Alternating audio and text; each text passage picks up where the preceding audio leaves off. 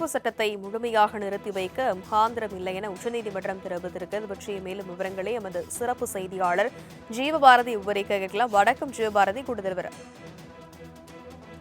மத்திய அரசு கொண்டு வந்திருக்கக்கூடிய அந்த வக்ஃபு வாரிய புதிய திருத்த மசோதா இதற்கு தொடர்ச்சியான போராட்டங்களை நாம் பார்த்து வருகிறோம். அதே போல உச்சநீதிமன்றத்தையும் கட்சிகள் நாடியிருந்தாங்க. அதுல அந்த விசாரணையின் போது முழுமையாக இந்த வக்ஃபு வாரிய திருத்த மசோதாவுக்கு தடை விதிக்க முடியாது. ஆனால் சில விஷயங்கள், குறிப்பிட்ட விஷயங்களுக்கான இந்த பகுதி அளவிலான அந்த தடையை உச்சநீதிமன்றம் விதித்திருக்கிறது. குறிப்பிட்ட சொல்லணும் அப்படின்னா, வக்ஃபு வாரியம் தொடங்க ஒரு குறைந்தபட்சம் 5 ஆண்டுகள் இஸ்லாம் மதத்தை பின்பற்ற வேண்டும் என்ற அந்த ஒன்றிய அரசினுடைய, அதாவது மத்திய அரசினுடைய அந்த நிபந்தனைக்கு ஒரு முக்கியமான தடையை உச்சநீதிமன்றம் வச்சிருக்காங்க. மத்திய அரசு கொண்டு வந்திருக்கக்கூடிய அந்த சில திருத்தங்களுக்கு மட்டுமே உச்சநீதிமன்றம் ஒரு மிக முக்கியமான தடையை விதித்திருக்காங்க. தனிப்பட்ட நபரின் உரிமையை குறித்து மாவட்ட ஆட்சியர் முடிவு செய்ய முடியாது அப்படிங்கிற அந்த ஒரு விஷயத்தையும் தற்போது உச்சநீதிமன்றம் குறிப்பிட்டிருக்காங்க.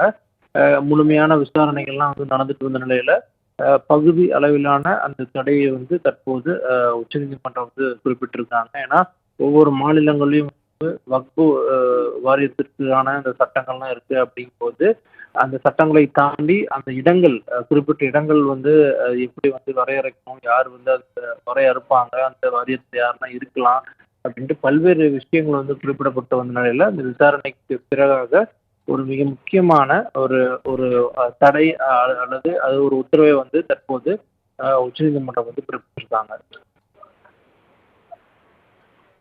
விவரங்களுக்கு நன்றி ஜீவபாரதி.